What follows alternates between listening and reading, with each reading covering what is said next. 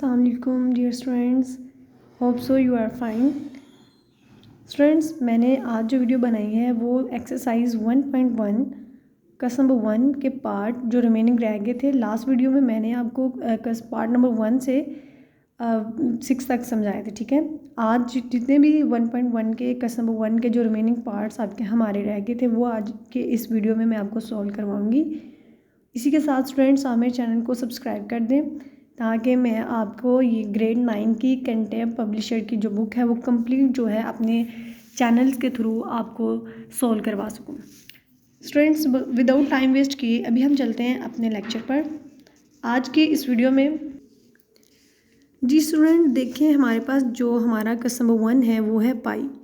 हमने यहाँ पर बताना है कि पाई की जो वैल्यू है वो कहाँ पर एग्जिस्ट करती है। वो नेचुरल में एग्जिस्ट करती है, वो होल में एग्जिस्ट करती है, या वो इंटीजर है, या वो आपके पास रैशनल है या इरेशनल है। ठीक है, अभी जो हम पाई की जो हमारे पास वैल्यू होती है हम वो बताएंगे। अब पाई की वैल्यू हमारे पास होती है कैलकुलेटर की मदद से अगर आप सोल्व करेंगे तो आपके पास आएगी 3.14 और ये मतलब ख़त्म नहीं होगी, ये आगे आगे चलती जाएगी। ठीक है, आप इसको यहाँ 22 को 7 के ऊपर डिवाइड करके देख लें। जब 22 को 7 के ऊपर डिवाइड करेंगे ना तो ये चलती जाएगी वैल्यू, ना तो ये ख़त्म होगी और ना ही ये कैलकुलेटर के ऊपर आपको ना मैक्सिमम कोई 6 से 7 डिजिट दे देंगे, लेकिन वो ख़त्म नहीं होंगे। उस कैलकुलेटर पर स्पेस उतनी होगी तो इसलिए वो उतने दे देते हैं। लेकिन पाई की वैल्यू जो है वो आप डिवाइड करते जाएंगे तो आगे चलती जाएगी। ठीक है, तो ऐसी कोई वैल्यू जिसका ना तो हमारे पास एग्जैक्ट आंसर आए और ना ही उसकी वैल्यू रिपीट हो तो वो क्या होती है, इरेशनल। वो क्या होगी, इरेशनल। तो क्वेश्चन नंबर VII जो है हमारे पास वो क्या कहलाएगा, इरेशनल। क्लियर। देन मूव करते हैं जी स्टूडेंट्स नेक्स्ट क्वेश्चन पे। नेक्स्ट क्वेश्चन है हमारे पास, नंबर है 71 एक हमारे पास किस ग्रुप में जो है वो एग्जिस्ट करता है। तो देखें, सबसे पहले जो नंबर है ना वो नेचुरल होता है। अगर हम कह देते हैं 71 जो है वो नेचुरल है, ये वाला जो हमारा क्वेश्चन है वो एग्जिस्ट करता है नेचुरल में। ये देखिए यहाँ पर, तो जो नंबर नेचुरल होगा वो ऑटोमेटिक होल भी होगा और वो इंटीजर भी होगा। ठीक है, तो कोई एक नंबर जो नेचुरल होगा वो लाजमी होल भी होगा और इंटीजर भी होगा। इसलिए जो 71 है वो किस ग्रुप में एग्जिस्ट करता है, नेचुरल में। ठीक है, 71 कहाँ पे आ गया, नेचुरल में। देन देखेंगे वही यहाँ पर इन्होंने पाई लिख दिया था और यहाँ पर उसकी वैल्यू ओपन कर दी है 22/7। तो मैंने आपसे कहा था कि आप 22 को 7 पर डिवाइड करके भी चेक कर लें। तो ये देखें 7 3 21, यहाँ पे माइनस करेंगे तो 1 बचेगा, फिर हम पॉइंट लगाएंगे तो 10 आ जाएगा, तो फिर 7 1 से क्या आ जाएगा 7। तो इसी तरह ये वैल्यूज़ आगे तक चलती जाएगी। तो कभी भी ये ना तो पूरा ख़त्म होगा और ना इसकी कोई वैल्यू आपस में रिपीट होगी। तो ये क्या है, इरेशनल। ठीक है, ये हमारे पास क्या आ गया, इरेशनल। Clear students.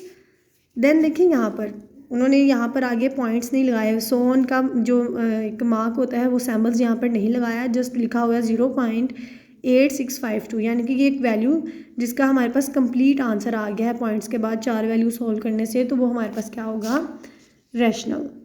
तो क्वेश्चन नंबर 10 जो है वो हमारे पास पार्ट नंबर 10 वो किस ग्रुप में जाएगा, रैशनल में। ठीक है, समझ आ गया आपको, क्योंकि इसका आंसर हमारे पास चलता नहीं जा रहा, वो ख़त्म हो चुका है, टर्मिनेट हो चुका है। ठीक है, अब नेक्स्ट देखिए, नेक्स्ट अगर हम 11 पे मूव करते हैं तो वहाँ पर लिखा हुआ है 12 कौन से नंबर ग्रुप में एग्जिस्ट करता है, 12 नेचुरल नंबर में एग्जिस्ट करेगा।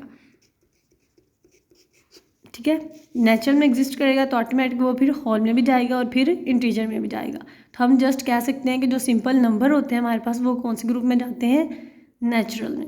क्लियर।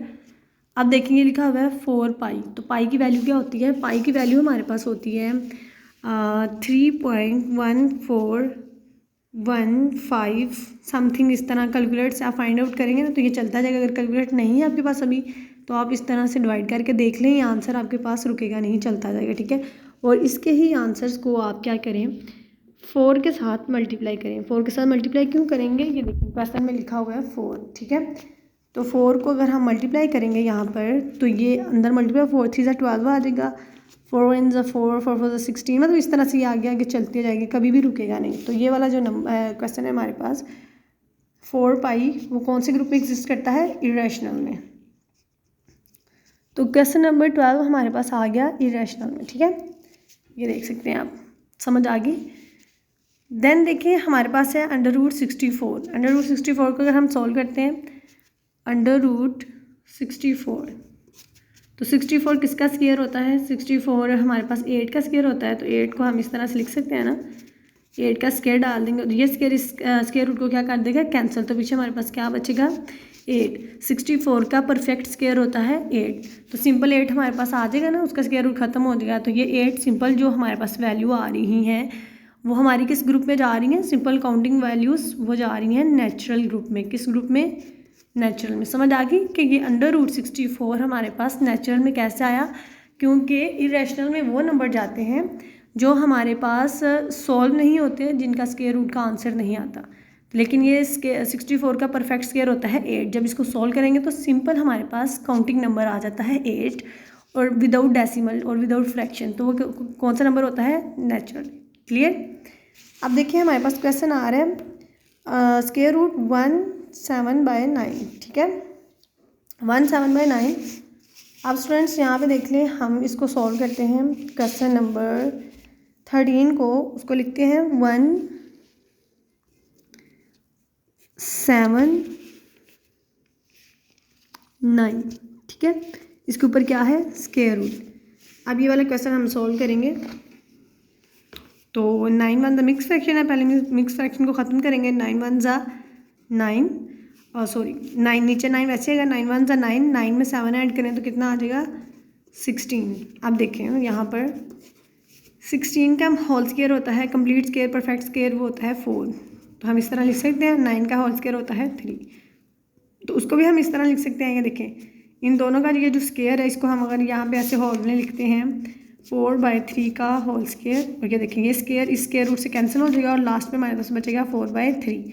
अब 4/3 देखें दोनों ही हमारे पास नेचुरल नंबर आ गए हैं। अब इनको अगर हम सॉल्व करते हैं, यहाँ पे 3 बाहर रखते हैं, 4 अंदर, तो 3 1 3, फिर माइनस करेंगे तो हमारे पास आ जाएगा 1, पॉइंट डाल देंगे हम, डेसिमल वैल्यूज़ ले लेंगे तो 3 3 क्या आ जाएगा हमारे पास 9, देन फिर 1 डाल देंगे और ये क्या आ जाएगा हमारे पास 0, तो 3 3 9। इसी तरह ये मतलब ख़त्म तो नहीं होगा लेकिन चलता जाएगा, लेकिन इसकी वैल्यू जो है वो रिपीट होगी। 3 आ रहा है तो 3 ही आता जाएगा। तो स्टूडेंट्स देखिए हम देख सकते हैं कि बस जो क्वेश्चन है हमारा वो वैल्यूज़ रिपीट होती जाएंगी। 3 है तो 3 ही आता जाएगा, लेकिन सॉल्व नहीं होगा। तो ऐसा कोई क्वेश्चन जिसकी वैल्यू रिपीट हो वो कौन से ग्रुप में लाई करता है? वो रैशनल में लाई करता है। तो क्वेश्चन नंबर XIV हमारा किस ग्रुप में जाएगा? रैशनल में। क्लियर? अब देखें देन हम नेक्स्ट देख सकते हैं, हमारे पास है -6√2। तो क्या √2 जो स्क्वायर रूट 2 है उसके कोई परफेक्ट स्क्वायर होता है? नहीं होता। अब इसका अगर हम कैलकुलेटर की मदद से फाइंड आउट भी करेंगे तो उसको फिर 6 के साथ मल्टीप्लाई भी करेंगे तो ना तो इसका आंसर ख़त्म होगा और ना ही रिपीट होगा, ये चलता रहेगा। आप ये देख लें कि जिसका कोई परफेक्ट स्क्वायर नहीं ना होता, जैसे कि फॉर एग्जांपल हमारे पास होता है √2, √3, √5, ऐसे वर्ड्स जो कि प्राइम नंबर भी होते हैं, ठीक है, और उनके ऊपर स्क्वायर रूट आ जाए। ऐसे वर्ड्स जो प्राइम नंबर हो और उनके ऊपर स्क्वायर रूट हो जाए वो हमेशा क्या होते हैं? इरेशनल। वो क्या होते हैं? इरेशनल। बस ये वैल्यू अगर आपको समझ आ गई ना ये बात, तो आपको फिर कन्फ्यूजन नहीं होगी कभी भी कि ये रैशनल है या इरेशनल। अब याद रखिए ऐसा कोई भी नंबर आ जाएगा जो प्राइम हो और उसके ऊपर स्क्वायर रूट आ रहा है, तो वो जब हम उसको सॉल्व करते हैं तो हमारे पास कौन सी वैल्यू होती है? इरेशनल की। क्लियर? अब लास्ट क्वेश्चन है हमारे पास इस पार्ट का 4/3 और पाई, ठीक है। अब अगर हम जब इसको सॉल्व करेंगे तो हमारे पास आ जाएगा 4π/3π। अब देखें हम देख सकते हैं पाई से कैंसिल हो जाएगा और फिर हमारे पास क्या बच जाएगा? 4 3। तो 4 3 इधर हमने सॉल्व भी किया, ये देखें 4 3, तो वो क्या होती हैं? वैल्यूज़ रिपीट होती जाती हैं, तो वो एक क्या बन जाएगा हमारे पास? रैशनल नंबर आ जाएगा। उम्मीद है कि आपको बहुत अच्छे से समझ आई हो स्टूडेंट्स। अगर कोई भी आपके साथ कोई क्वेश्चन में आपको मसला आ रहा है या मेथड का थोड़ा इशू बन रहा है तो आप मुझे कमेंट में बता दें और आप मेरे चैनल को सब्सक्राइब कर दें ताकि मैं आपके लिए ये पूरी बुक की जो लेक्चर्स हैं वो अपने चैनल के थ्रू आपको प्रोवाइड कर सकूँ। ओके स्टूडेंट्स, अल्लाह हाफिज़।